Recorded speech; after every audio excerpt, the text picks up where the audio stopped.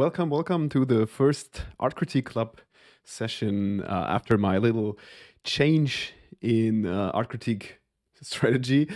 Like the first session I'm doing since I got my Patreon, my still very new Patreon.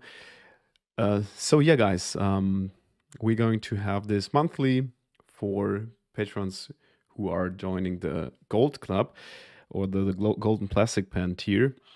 And we have two art critiques today. First of all, thanks to Sirius and Tiny Homestead that you joined this very early. Early supporters are always fantastic for me to like validate if a concept or an idea is working. And yeah, this is really helping me out that you guys came in early, submitted your work, were brave enough to join my critique club right away. And yeah, if anyone sees this, of course, and gains some confidence in having a critique by me as well, I'm always honest, but never kind of roasting you too hard usually.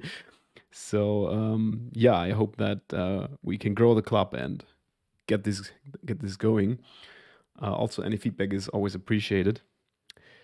So don't hesitate to let me know what you think we could change or do better or whatever. So yeah, I had some music as well. I didn't play it. Let's start it. Oh, nice.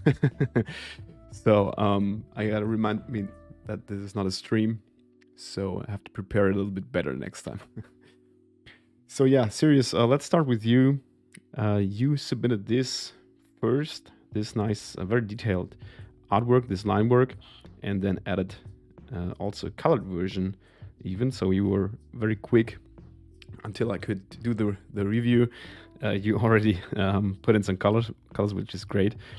So let's have a look at this a bit, and I'm going to tell you what I think about this. So first of all, I think this is a really nice artwork. I love the colors, by the way. So it's really colorful. So you use the full spectrum here, I think. But I think it works well, and also all the details. I mean, everyone by now knows that I am an absolute detail fanatic. So this is what makes me very happy to see, like when I see this creative detail here. So you did really well to balance this out. Let's switch to the outline version first a bit, because I think I can explain a couple of things better here. So yeah, I think you first of all balance the details out very well. So when you have first look at this, you see there's a concentration of contrast in this area here, which is not a bad idea, because I think you want to probably lead the eye to the characters here in the middle. And what you did well here is giving them some black background here is good idea to get more contrast, and this will make the characters stick out a bit more. And of course you place them in the middle, which is always like placing something in the middle will always automatically draw the eye to it, because it's in the center, like the word center already says, you know. What I like also is that you used a nice vanishing point perspective here. So we see that we have a vanishing point somewhere here on the left at some point, very far away actually. When you do this though, I think you could be a bit more precise when it comes to aligning to the perspective. For example, let's have a look here. We have one perspective line here, and we see that the windows here, the little windows, are sometimes a little bit off. I feel like they are all falling down to the right a little bit. This is just a tiny bit. Let's see. Let's have a look at this line here. You see, it's always only a tiny bit here, for example. But this makes it look kind of a bit weird in my opinion. Maybe you did this on purpose, which is because you wanted this greenhouse or whatever. Yeah, I guess it's an old greenhouse, because it is in the state it is, like very run down and very destroyed, windows and everything. So maybe you wanted to give it this look that everything is a bit out of perspective and old and like run down. But if you want to do this, this is a great idea. But if you want to do this, try to be more exact or more clear about what you want to do. So instead of making it like this, make it like this. You know, like it really crumbled down. The metal parts here really like sticking out to different sides. You did it really well. For example, like with something like that element or this. These are out of perspective, which makes it look more busy, more destroyed, more old. But personally, I would for these windows, I would stick with the perspective to not overdo the out of perspective elements, so it still has a certain order. Because at some point it would just look really chaotic, and that's something you wouldn't want probably. So that's the first thing about perspective. The rest of the perspective is good. I think what I also like is that the perspective isn't very strong, so you have the very far vanishing point, which makes the perspective only a bit slight. But it kind of still drags you inside the image, and it opens up the view into the scene, which I really like. It's a nice introduction through the perspective, and all the lines that you have here support this kind of effect that as a viewer you get drawn into the scene. So that's something you should definitely keep up and explore further. Something I definitely encourage you to do.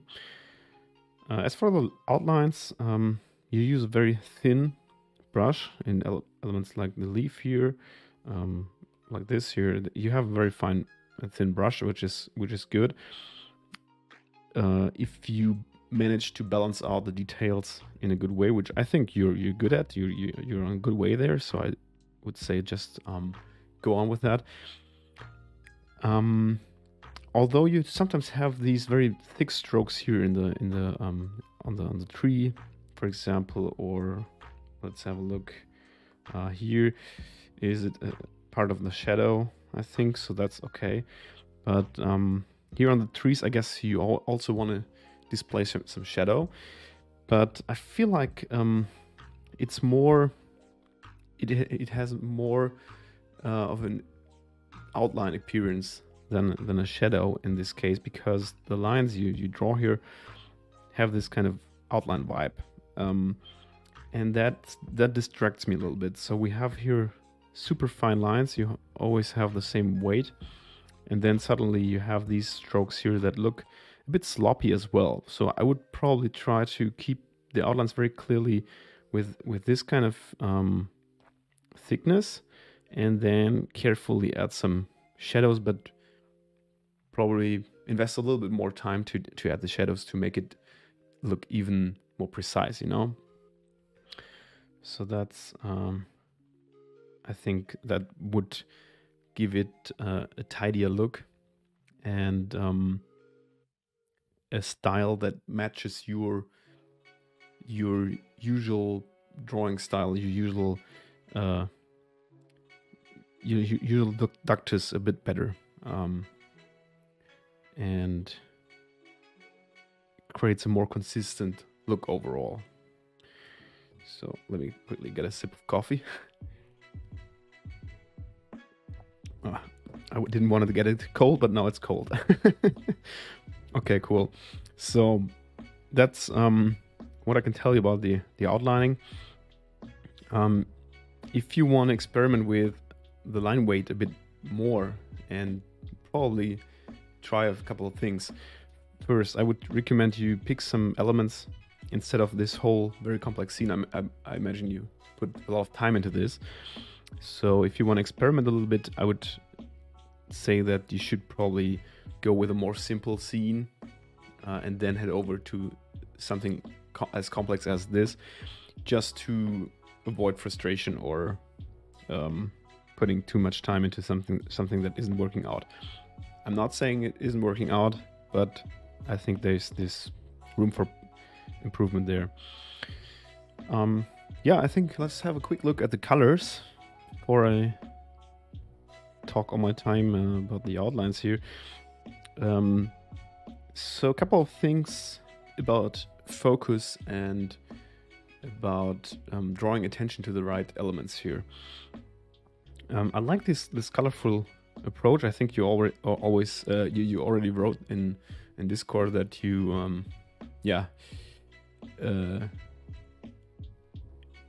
that Cyberpunk night scenes are a category of their own. Yeah, exactly. So yeah, Cyberpunk lives through neon colors, of course, and it can be difficult to match these neon colors with the usual more calm color palette, with a desaturated palette.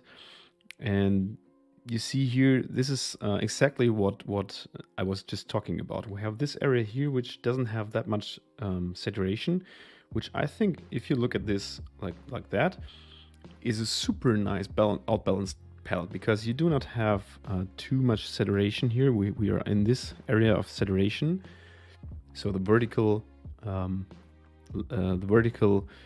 layer here is this saturation. And you have, if you pick some colors, you will see that they are all within this bit more, yeah.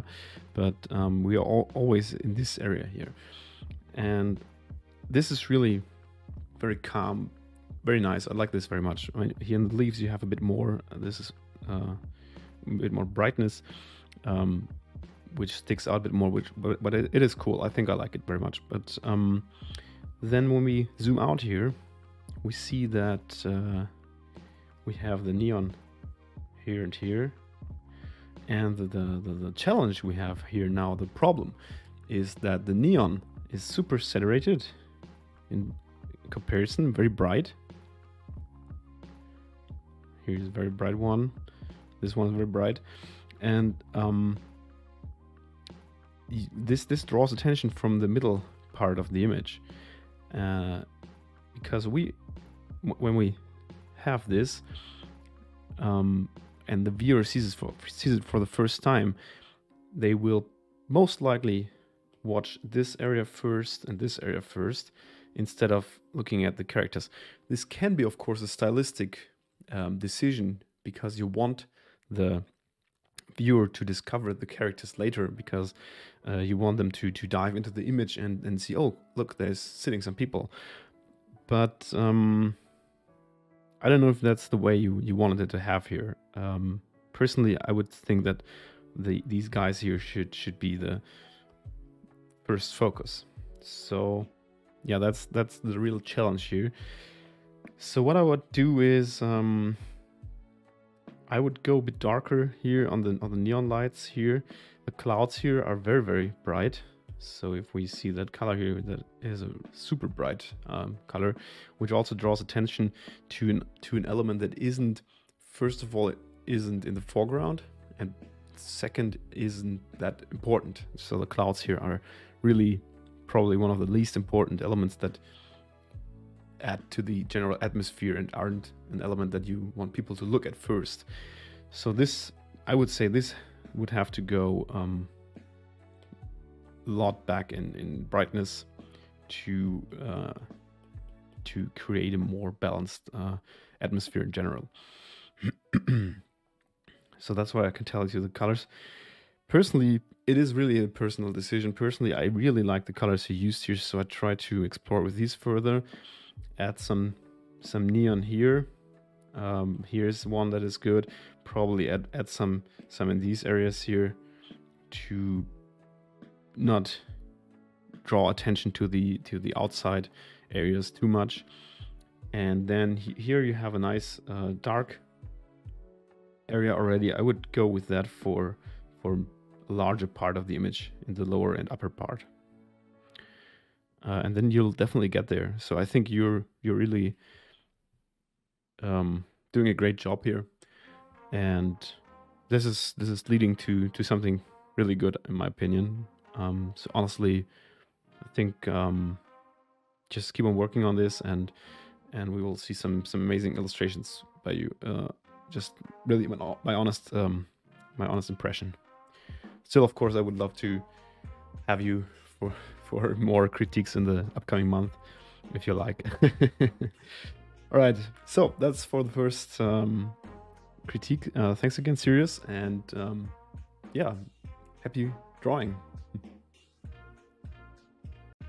So, second one for today is Tiny Homestead with a nice little isometric scene, something I always can appreciate very much, as you know.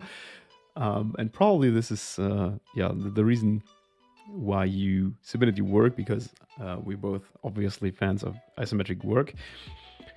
So let's have a look into this one. So you wrote that you have a question related to obviously this drawing, and you feel like your drawings are too far away or difficult for the viewer to feel engaged with, and you would like to have some advice if it is a scale thing or a detail issue, or if your ideas aren't thought out enough.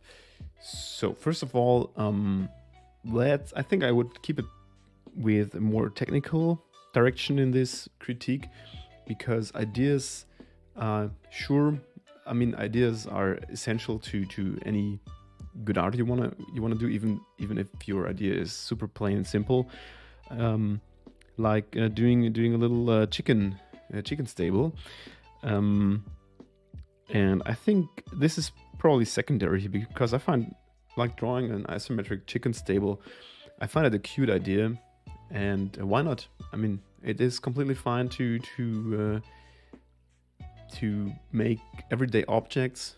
And for example, what I love to do is start with these everyday objects and then add more weird, surprising elements to it. But to learn drawing and to learn the technique, you are perfectly fine with just regular everyday stuff you draw, and then later on you can, when you feel confident enough, you can start adding crazy stuff or go with like more elaborate ideas. That's absolutely a good way to have a nice learning curve as well, because if you think about ideas like for a week and you come up with something and then don't have the technique to realize it, you won't be really happy with the result, you know.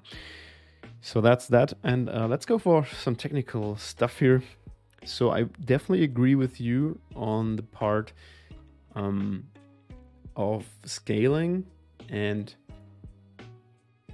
including the viewer into the scene and drawing into the scene.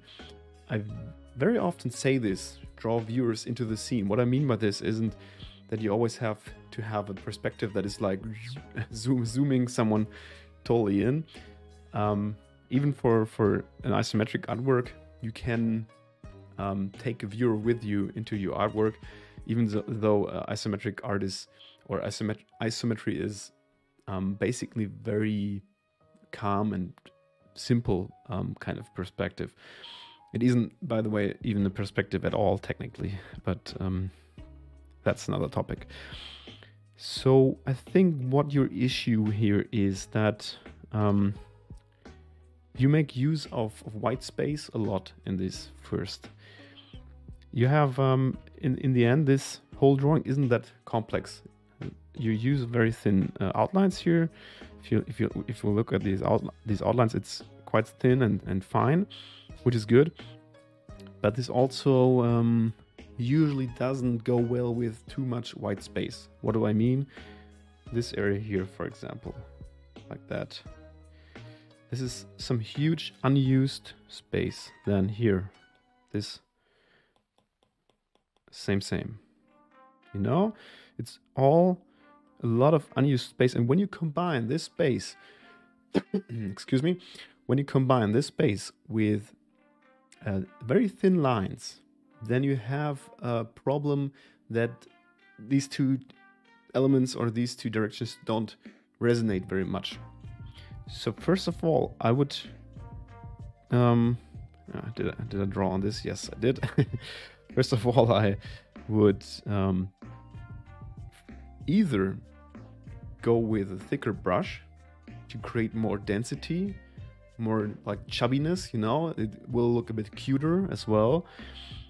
Make the objects a little bit bigger, and don't focus on too many details first, but focus on creating density first. So for example, this shelf here with where the eggs are in, make it this large, make the chicken probably a little bit larger, make the bushes a bit more, give them more volume, you know, like this. Here the whole stable could be a bit bigger actually, so don't use so much white space here, but make it go short before the border here.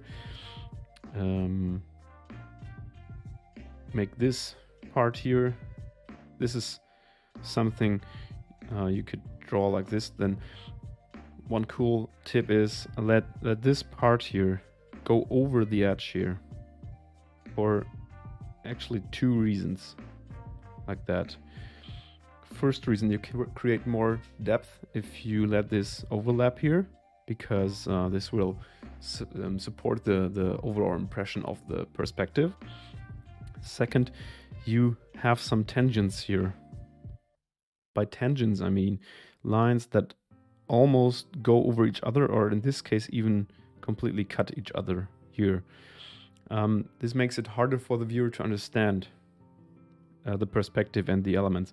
If you took this roof and put it like this, and here the wall like this, it's much easier to it's much easier to understand how the perspective works and how the elements are aligned here. So let me have a look if you got that somewhere else, but I think that's the only here probably. The floor where the chicken are on ends here, then you have a higher ground here with the stable, which is great. But let the ground end either here or let it go under the building, so you don't have overlapping elements. That's really, in this case here, it's really a very, very small detail, but still very important, especially with isometric perspective, but also in any kind of illustration, it's important to not have tangents too much. So yeah, that's, I think when you, let's quickly do that actually. I think even only making the building much larger and let it go to the edges will make it much better. So this is closer to the viewer. This gets the viewer involved much more, and by, for example, making the chicken a bit larger, like you can make the whole in comparison to the chicken, the stable could be, even though, I mean, I'm animal friendly and I like the animals to have much space, but in this case, you could make the relation of the chicken and the stable, the chicken much larger in comparison, because it also creates more density. Like this thing here where the chicken can run over this make this a bit broader. Like I said, this part here larger, and you'll see that combined with probably a little thicker brush, you'll see that it looks much more sympathetic, more cute, and less technical. Also, this fence here, you can, for example, increase the thickness of the upper part of the fence, and these parts here. That's a bit extreme what I'm doing here, but you get what I mean. To not have this technical look of two lines being very, very close to each other. This always creates a more technical appeal. So that's that. I also want to quickly talk about the texture you're using here. I appreciate, of course, I mean, I'm using textures as well very often, but I would, in this case, first work without a texture and add it later when you're completely happy with your drawing. Because I feel the texture is very heavy here, so it almost looks like it's a piece of, I don't know what the structure is actually, like some kind of crumbly paper or some fabric or so.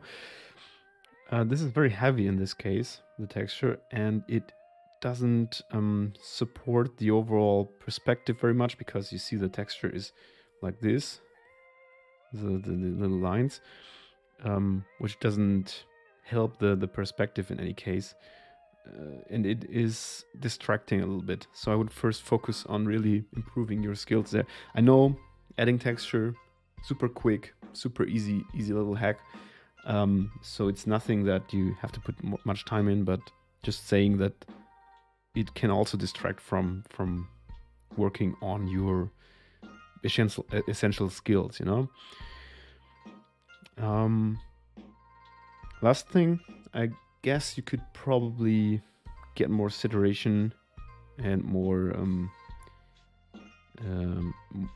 a bit warmer colors. So I think the colors look a bit cold there. If we have a look at the green here, you see it's very, very desaturated. So if we add a little bit more yellow into the green, it gets warmer. You see this is a more cold green, this is a warm green. And if we add a little bit more saturation and brightness, it's a more, could be even more than this. It's a more friendly, could be probably even like that. It's a friendlier appearance. Just a personal opinion. If you want it to look a bit cold, no problem. But that's just what I feel personally. Could also do the balance here. Okay, this is a bit extreme, but okay, this looks like a stable in sunset, but it's I feel like it's more friendlier immediately when you compare it. Just I made it really extreme now, but just to illustrate the difference. All right. Yeah, Tiny Homestead, thanks for submitting your work. I hope this was helpful for you guys. And anyone else being a part of the Plastic Gold or Golden Plastic Pen Club, yeah, feel free to submit your work. Don't be shy. As you see, I'm roasting you very, very friendly. And you can't wait to see your improvement and to start the new or the next art critique session. This was fun. And have a nice day, guys, and see you soon. Bye-bye.